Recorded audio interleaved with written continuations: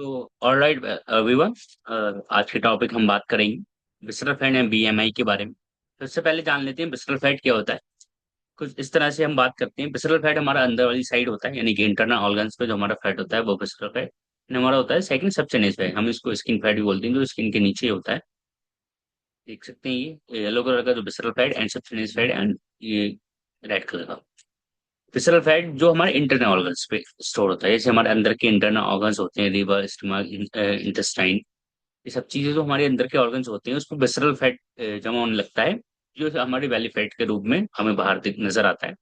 अब बात करते हैं पहले विसरल फैट डेंजरस क्यों होता है। इसका अगर आपके बॉडी में विसरल फैट इंक्रीज हो रहा है, कहीं ना कहीं बढ़ रहा है, तो आपको कुछ ना कुछ बीमारियां बढ़ना शुरू हो जाएंगी।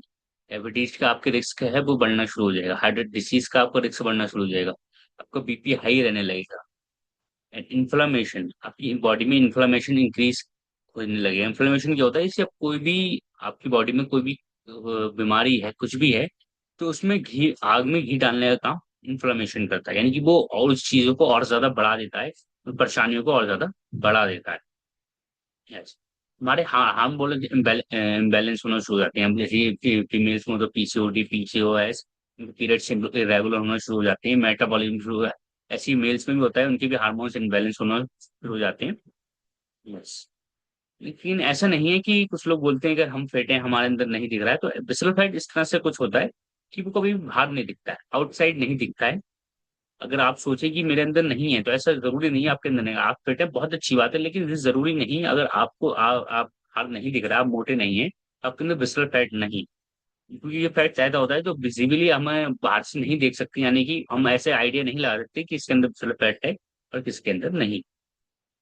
इसके कॉजेज क्या होते हैं, कॉजेज यानी बात करें कि हम ये हमारे साथ होने क्यों लगता है, हमारा प्रेशर फैट इंक्रीज क्यों होने लगता है। सबसे पहला कॉजेज है प्योर डाइट, यानी प्योर डाइट कि आजकल का हम खाना देख रहे हैं, खाना कितना ज्यादा खराब हो चुका है। वो प्रॉपर आज जैसे हमारा खाना होना चाहिए प्रॉपर न्यूट्रिशन की फॉर्म में, वो प्रॉपर न्यूट्रिशन नहीं है आज की डेट में। और फिर हम ऊपर से शुगर ज्यादा यूज कर रहे हैं, बाहर का प्रोसेस फूड यूज कर रहे हैं, अल्कोहल ड्रिंक बहुत ज्यादा आजकल ये कॉमन हो चुका है। कि ये भी कुछ ना कुछ हमारे फैक्टर्स हैं जो हमारी विसरल फैट को इंक्रीज करने में अफेक्ट करते हैं। एंड हमारा जो होता है स्ट्रेस, हाई कोर्टिसोल, तो हमें स्ट्रेस लेती है। वो आजकल की लाइफ जो भागा दौड़ी बड़ी बहुत ज्यादा ऐसी लाइफ है जहाँ पर कहीं ना कहीं स्ट्रेस लेवल हमारा बहुत ज्यादा हाई होता जा रहा है। तो ये कहीं ना कहीं ये भी एक रीजन हो सकता है। एंड लैक ऑफ एक्टिविटी, बहुत सारे लोगों का डेस्क जॉब होता है, बहुत सारे लोग एक्टिविटी नहीं करते, कुछ नहीं करते। तो ये भी कहीं ना कहीं कारण होता है कि आजकल कंज्यूम ज्यादा कर रहे हैं लेकिन एक्टिविटी कम कर रहे हैं, ना एक्सरसाइज कर रहे हैं, ना वॉक कर रहे हैं। या पुअर स्लीप, यानी कि हमारी नींद अगर हमारी प्रॉपर अच्छे से नहीं है, प्रॉपर हमारी जो नींद हमारी बॉडी को चाहिए हम वो नहीं ले रहे हैं, तो कहीं ना कहीं वो भी हमारी इन चीजों को इफेक्ट करने वाली है।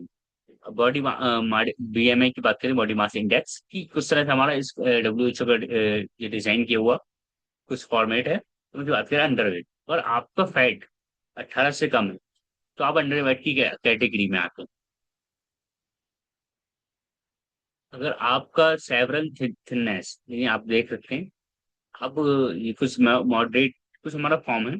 नॉर्मल रेंज में अगर आप आ रहे हैं 18 से अब 24 के बीच में, 25 के बीच में, तो आप नॉर्मल रेंज में आते हैं। अगर आप 25 से ज्यादा आपका हो रहा है तो आप ओवर वेट की कैटेगरीज में आ जाते हैं, प्री ओबीज में आ जाते हैं। अब 25 से आपके 29 के बीच में आपका फैट है, बॉडी फैट। ओबीज की बात करें 30 से ज्यादा है तो आपको डेंजरस फॉर्म में आना शुरू है। उसमें भी 3 कैटेगरीज है। ऐसा नहीं है कि आप सिर्फ इसी से अंदाजा लगे, क्योंकि बहुत सारे लोगों की मसल्स होती हैं, बहुत सारे लोग की फैट कम होता है, तो उससे ये नहीं है। लेकिन ये एक फॉर्म है, हम कह सकते हैं हेल्दी अनहेल्दी, लेकिन प्रॉपर एक फॉर्मूला नहीं है कि हम इसको प्रॉपर यही बोले कि हाँ ये यही फॉर्म है कि ये हेल्दी और अनहेल्दी की डेफिनेशन। कैटेगरीज हमारी आ गई, जैसे पे आपने बात की।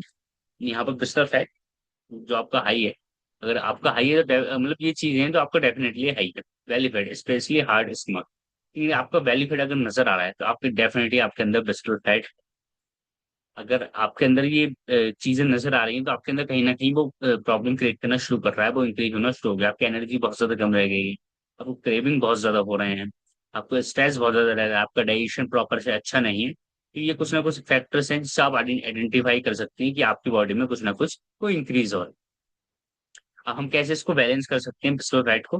सबसे पहले हमारी जो डाइट में प्रोटीन बहुत ज्यादा होना चाहिए, हमारे न्यूट्रिशन बैलेंस होना चाहिए, हमें बैलेंस मील लेना चाहिए। हमें कितना बैलेंस डाइट एक टाइम पर चाहिए होता है, उस प्रॉपर हमें उसकी नीड है, वो होना चाहिए। अपनी जो बाहर की प्रोसेस फूड है, आपको शुगर का कम इनटेक करना चाहिए। स्ट्रेंथ ट्रेनिंग कर सकते हैं आप, वॉकिंग कर सकते हैं। वॉकिंग की एक बेसिक सी चीज है, कोई एक्सरसाइज में नहीं आता, लेकिन आप भी कर सकते हैं, जिससे आपको थोड़ा सा